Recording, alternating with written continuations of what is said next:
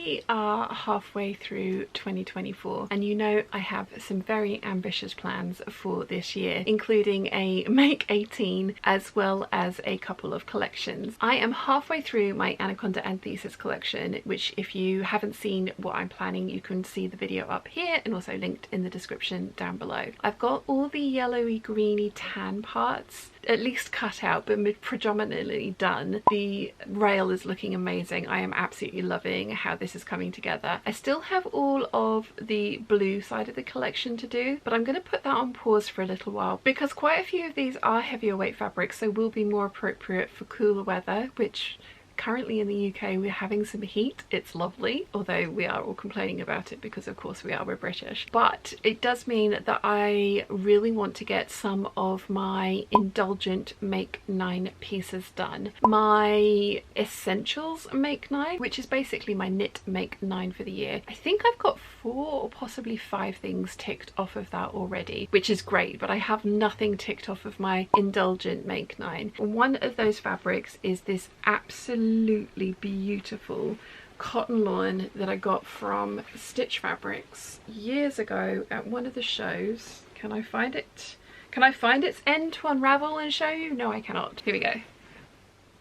Isn't it absolutely glorious? It's this absolutely giant kind of watercolor rose print, but it also happens to have like these kind of pencil sketchy areas on it as well, like this rose here. I think it's just absolutely glorious, and it is the perfect colours for my spring palette. I absolutely love this. Now I have 5 meters of it and I am going to make an 8577. I know that's going to annoy some people, but I love 8577s. I wear them frequently for a fabric like this that I absolutely love and I cannot get any more of. This is completely irreplaceable. I want to make something that is tried and true, that I know fits me, and more importantly that I know I will reach for and wear year after year after year. I've been making 8577s since I think the first one was the first capsule collection I did, which was back in 2017 I think, and again there is a video that I will link up here for you. I wore that black Cobra Corsage one the other day. I wear them all the time. I have a lot of them, but I love having choices when it comes to my favourite dresses, or choices of print when it comes to my favourite dresses. So 8577, which will be my second one of the year. I've got an Anaconda Anthesis one nearly finished over there, which you will be seeing very soon. This is also wide enough, and as I say, 5 meters of it. I'm going to have enough to also cut out some kind of tie front shirt. Again, it's going to be a tried and true, either the Gertie or the 9345. Again, that is because I love the shape of that shirt. The pattern pieces are small enough to fit into the awkward little bits that you end up left over when you cut out the giant circle skirt pieces for the 8577 skirt. So it's kind of a win-win for me. I will be able to get some scrunchies and some bias binding from this as well, and it will be literally down to the tiny little scraps that I have left. This is just, it feels so lovely. It just really feels absolutely amazing. So I am really looking forward to making this up. And also, like I say, I want to get this dress done this summer, and if I leave it any longer it's going to end up being ready by the end of autumn, and then I just won't wear it in, well, I mean, to be fair, I probably will layer it up and wear it in the winter months, but I want to be able to wear it this summer. So yes, I am putting Anaconda Anthesis on hold, and I am going to start work on my Indulgent Make 9, of which this is 2 pieces. And then the other thing that I would like to get done in July, and I've already got a lot of projects cut out that still need to get made up. I still have my pineapple dress to work on, so I'm showing you 2 fabrics and 4 projects for July sewing, but there's going to be loads of other sewing going on in the background that you'll be seeing as well, because as I say, I've just got piles of fabric around me and cut out projects around me ready to go. But the other one from my Indulgent Make 9 that I would like to get done and already have now cut out is this green denim that I got from, I want to say, Empress Mills, from one of the shows. I bought this and a turquoise one that I made into a jacket. This was always intended to be the ginger jeans, but as we have established, I don't really enjoy wearing trousers. I much prefer wearing big floaty skirts. So I have already cut out the Vogue 9345 button-up skirt, the same length as my dark navy blue one. I'm planning on using my rainbow bias binding that Karin sent me, that I still have loads left of because she sent me a giant roll of I think 64 meters of it. I'm going to use that on the inside. I don't have any green lining and I'm still debating whether I line this one or not. I like lining my denim skirts because I do tend to wear them as layering pieces over some of my dresses, and I actually really like how this one looks over this. So I find that a lining, a slippery lining under a denim skirt when it's layered over the top of other dresses makes it so that nothing sticks and doesn't get bunched up and awkward underneath of it. But the only lining I have in stock is bright red, which could look very, very cool. It could look, well, it will look very, very Christmas as well. This fabric's not remotely sheer or see-through, so you wouldn't be able to see it, but I do kind of like the idea of having a bright red lining underneath of it. And like I say, it's the only slippery lining I have in stock in that kind of quantity that I would need. This may or may not get lined, I'm not sure yet, but it is cut out already. So that's project number 3 for July, and project number 3 ticked off of my Indulgent Make 9. And then the last thing that I want to do, which is the video that I've been threatening for ages and have already filmed the intro for, is make a waistcoat out of the rest of this, which will look lovely over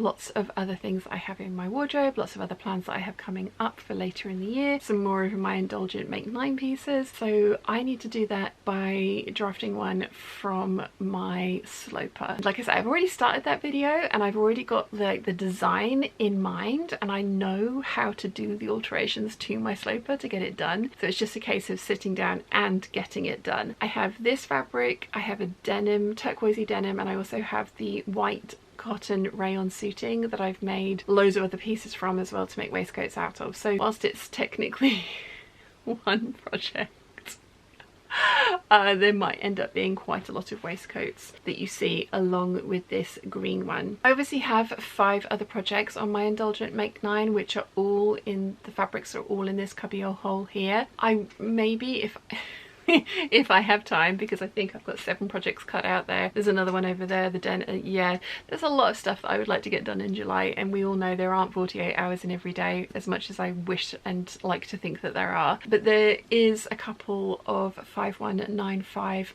lengths of fabric back here that I would love to use sooner rather than later as well, especially the blue and white striped viscose with the orange goldfish all over it.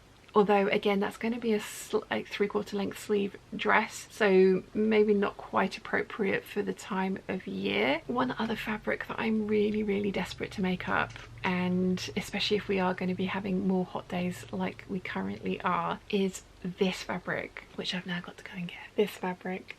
The absolutely lovely Brie sent me 10 meters of this from Australia last year, and it has all kinds of wild and wacky creatures on it.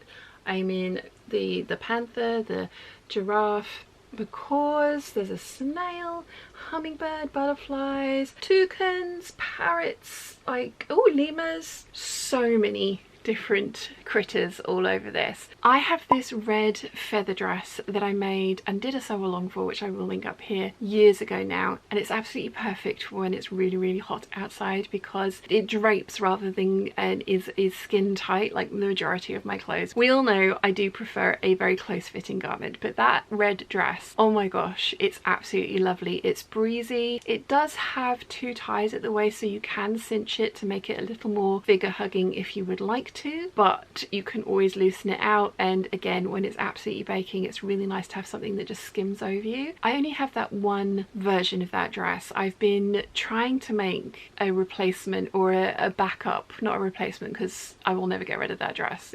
Never. I absolutely love that fabric so much. But one of the nice things about that dress is that it is completely unlined in the skirt. I have fully lined the bodice just because I think that was what the pattern asked you to do, and it just gives you a nice finish on the top of the dress, but the skirt portion is completely unlined. Trouble is, every fabric that I have picked has been sheer. That means that I would either have to wear a slip underneath of it, or it would be kind of like a poolside dress and over bikini over swimwear kind of a dress, which is not what I want it for. And then Brie, as I say, sent me 10 meters of this fabric, and that dress is fabric hungry. It takes a good 5-6 meters if it's 130 or 140 wide fabric, but I have enough of this. obviously it's directional as well, which does play into the fabric hungriness of that dress. But I've been wanting another one for ages, and I think this fabric would be perfect for it. I remember talking during one of the hangouts about, like, should we have like is that the panther? No, that's a grey parrot snail boob, or